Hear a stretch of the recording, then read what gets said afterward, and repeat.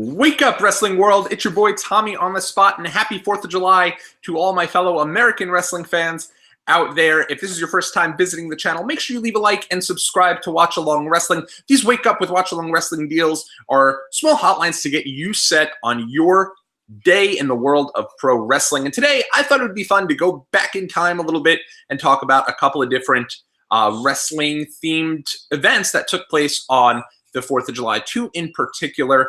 Actually, it's funny, whether you're going out there today and you're getting yourself set for some fireworks or some barbecues, whatever you're planning on doing today, and I hope you have a great day doing it, or if you're just getting ready to watch Matt Stoney hopefully take down Joey Chestnut in the Nathan's hot dog eating contest, whatever it is you're doing, I do hope you have a great time. But this morning I woke up, I threw on the WWE Network, and I said, hey, I wonder if they have anything a little patriotic, a little bit of symbolism of Americana, if you will. And lo and behold, they had a really great playlist. They had Great American Bash 1990 on there. They did an episode, obviously, of Raw, which we're going to talk about in a minute, from 1993. And then they had some tributes to the Troops specials. So WWE has always kind of been ingrained in terms of that Americana, and in terms of, wrestling's kind of gone hand in hand with some of your more patriotic memories, at least for me, whether it be those patriotic characters like John Cena or Hulk Hogan, Hacksaw Jim Duggan, if you will, or some of those memories that you have where WWE went live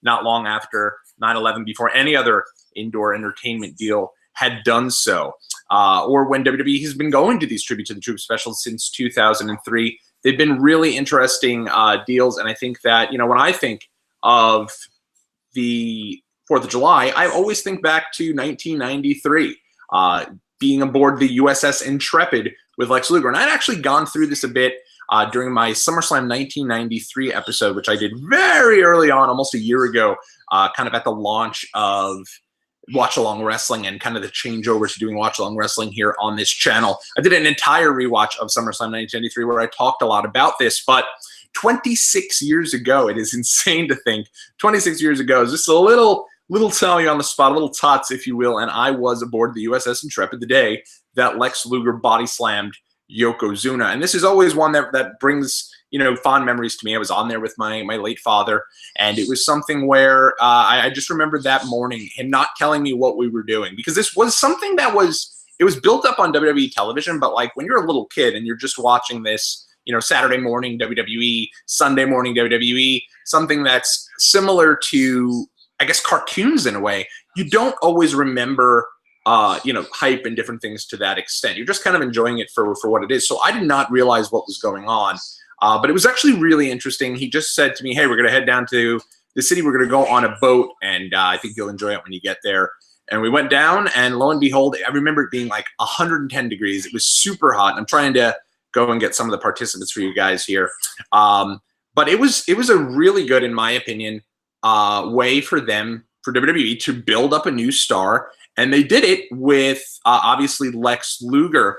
And the idea behind this was this came off the heels of Yokozuna defeating Hulk Hogan for the King of the Ring, for the title at King of the Ring 1993, getting his I guess his second run with the world title in WWE, and doing so and just really kind of taking over. And so this kind of built up a big kind of one-day deal where they were having Yokozuna versus the world. And the idea was that they were going to have Yokozuna versus WWE superstars, and also I think there was a jockey, I think there was NFL superstars, NBA superstars, different folks to that extent that were welcome on board to attempt to slam Yokozuna.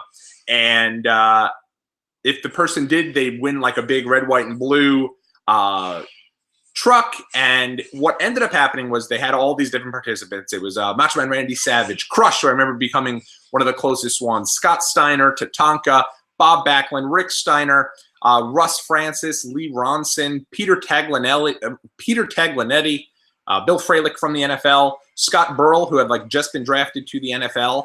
And it wasn't particularly expensive. I don't remember how much it was, but I do remember just being there and being the happiest person ever, like the happiest kid around, that here I am on the USS Intrepid, and going in there and seeing the kind of the USS Intrepid Museum that exists out there. And it was a great way to start the day. It was legitimately on the 4th of July.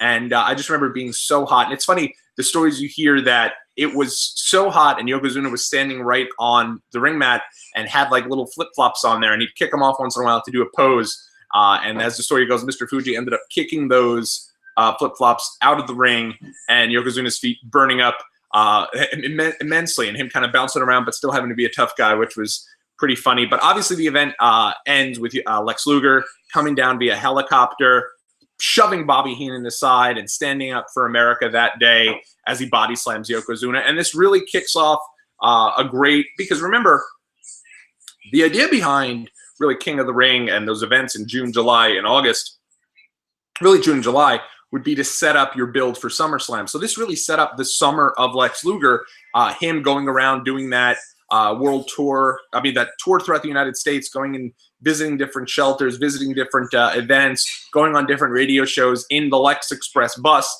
and then going around and really stating his claim that he wanted to win the world title and planned to do so by defeating Yokozuna at SummerSlam. So this was a really good start, I thought, to this. It was WWE's attempt to really go out and find their next Hulk Hogan, because this is they're planning for the first time not having Hulk Hogan moving forward after WrestleMania 9. So it was, after King of the Ring 1993. So it was interesting to that extent. One of the things that I always remember about it was that Lex Express deal and that You'll Be My Hero music video. And it's funny, if you go into that WWE archives, that hidden gems section right now, you could actually go and watch all of the unreleased extended footage from that music video. So all those little pieces where you see Lex speaking at an event or Lex on a radio show, they have like 20 to 30 minutes of him doing all of those different things, him at a charity event, him doing different things to that extent. You really get a feel for really how tough Lex Luger probably was to deal with at the time, because you could tell he doesn't love doing a lot of the stuff that he was doing. But, they even have they're filming different things of Lex Express coming down the highway, and you even hear people kind of chatting about the shots they're trying to get. Really interesting stuff if you do have some time. And I think there's like 3 or 4 hours of it. There's a lot. They even have the extended, unreleased USS Intrepid deal, that entire special of the Stars trying to body slam Yokozuna, which had never been released. It had only been highlights shown on Raw. And I remember being, little kid, super excited that this happened. It felt like I had my new Hulk Hogan. And always felt, to this day, I still stand by it, that Lex Luger should have got the win at SummerSlam 1993. And if you'd like to check that out, again, in the archives, I'll put a link right in the comments section.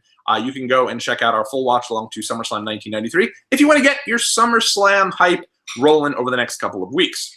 All right, so the second one I want to talk about here is all the way 12 years later, SummerSlam 2005. I'm at this point a little bit older, and I remember that particular day. Not SummerSlam 2005, 4th of July 2005. I remember that particular day going down to the beach, and it was an awesome day. I had my family there. I had my friends there. We were all there. We were all sitting there. We were all watching the beautiful fireworks over at Jones Beach, which are a lot of fun here in Long Island. But, of course, you have to be prepared that if you do go, you're probably going to be in that parking lot for an additional 2 to 3 hours. It's always a smart idea to go down, watch the fireworks, and then when it's starting to maybe 15, 20 minutes in, you just start walking your way back to your car so you can get on that highway and head out. We didn't know this at the time, but it was great. I had all my good friends there. I had all my family there. Big blowout.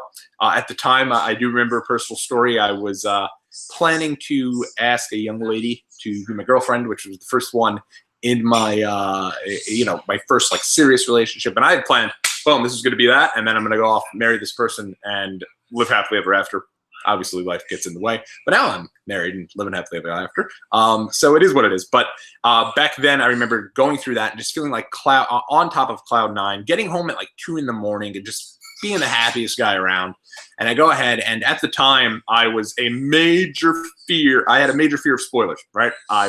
Didn't want to have anything spoiled in wrestling, so whatever time I got home from anywhere, I'd turn on Raw. We'd record it on the old VCR, had it ready to go, and then I'd watch it in real time. And I didn't want to miss out on anything. So July 4th, 2005, Raw emanated from Sacramento, California. And it's a pretty interesting time to go back and watch. It's not a particularly great show. There's a lot of silliness on it. The heartthrobs are on there. This is right where Chavo Guerrero is first becoming Kerwin White. If you remember that terribleness. And this is really the birth of the major turn that happens at the end of the show, which I'll get to in a second. But this is also the start of the feud between John Cena and Chris Jericho, where Jericho is really kind of becoming that he's too big for WWE type deal. He's showing his performance from the Download Festival. There's a lot of stuff going on, but I do remember I had gotten home at like 2 in the morning, and I watched the show from start to finish, turned it on, and I'm fading fast, right? I'm sitting there and I'm watching, like, this show's not very good. I'm exhausted, whatever. I end up watching the show, and I'm really excited about it. And all of a sudden now it gets to the main event. The main event was cool that night. It was Hulk Hogan and Shawn Michaels against Carlito and Kurt Angle. And going back and watching this, because I had just done a little while ago before I jumped on here, it's amazing that WWE never went all the way with Carlito. Like, he had everything. He was a great talker. He was great in the ring. He had virtually everything. And it's a shame it didn't really work out with him, because I really thought that he had a lot when I went back and watched. I almost forgot how good he was. But in any event, it was also a situation where Hulk Hogan was on the show, because this is right before this. This is the Monday before the Sunday where Hogan Knows Best is debuting on VH1. And everyone, the big hype for this show is how hot Brooke Hogan is. Like, everybody is going back and talking about how what a smokehouse Brooke Hogan is, and Hulk is getting so upset that people are doing this. And this was really kind of leading to, you know, that was really the push for Hogan Knows Best. Which, looking back, it's a shame that that show really kind of tore apart Hulk Hogan's family. Because at the time it was really being built up as a big thing for him. And that's really the reason he's on this Raw. But he's also on this Raw to start the build to SummerSlam 2005. Because at the end of the show, you know, Shawn Michaels, Hulk Hogan, they team up, they defeat Angle and Carlito. And I'll never forget, Shawn and Hulk are in the ring, and they're posing, and Shawn is so cheesy. Like, knowing what's coming, if you go back and watch this, Shawn is so over the top. He's so cheesy. And then bang! Sweet chin music to the Hulkster. Knocks him right in the chin, knocks him out, and it was like one of these things where they're playing America's music, everyone's going nuts, everyone's just having a good time, getting the poses going with Hulk, and then the sweet chin music happens, and it was like heat. Like, everybody lost their mind over it. People were booing Shawn out of the building, and I'll never forget, you know, just being so excited. I liked Hulk, but like, I got a little over him into, you know, with him continuing to make those appearances here and there and return. Like, I got into his run in 2002, but then when he won the title, I think I kind of jumped off the Hogan bandwagon, the Hogan train, if you will. So seeing Shawn Michaels get up there, hit him with the sweet chin music, I just remember being like, yes, let's go. And I remember I called up my friends who were with me at Jones Beach, who had gotten home at 2:30 in the morning like I had. This is now like 5 a.m. I'm still like, you know, flying high. Now I'm wide awake because I can't believe they just did this. I'm calling my friends, and obviously they were not happy to be getting a call from me at that time, but I was just so amped, so excited. And this really started a build towards SummerSlam 2005 that I think up and down that card was filled with matches with really strong builds. The next week, Raw was at the Continental Airlines Arena, a show I was at therefore, which featured the return of Matt Hardy, who was my favorite wrestler at the time, and he had come back and he had really established that he was coming back to WWE. But at the time, no one knew, and he was really just, he attacked Edge, and he got on the mic and said, I'm going to Ring of Honor, screw WWE. And it was a fun-ass summer. But looking back, those two memories really jump out at me as remembering fond memories of the 4th of July through these two events in 1993 and then later on in 2005. So that's going to do it for me today, guys. Again, these hotlines won't be particularly long. We are going to have another hotline either tomorrow or Friday previewing the G1 Climax tournament. But let me know what your fondest memories are for the 4th of July, for Independence Day, whether that be in pro wrestling, whether that be in in life in general. I'd love to hear your traditions and things that you guys do. But if you do have those wrestling memories, maybe they're not particularly for the 4th of July. Maybe they're patriotic memories that you go and you watch, and they give you that feeling, so to speak, of patriotism and whatever else. So who knows? But in any event, hopefully you guys got a kick out of this hotline and brought back some memories for you. But until next time, everybody, thanks so much for checking us out here on Watchalong Wrestling. I am Tommy on the Spot, and we will be back with you guys again real soon.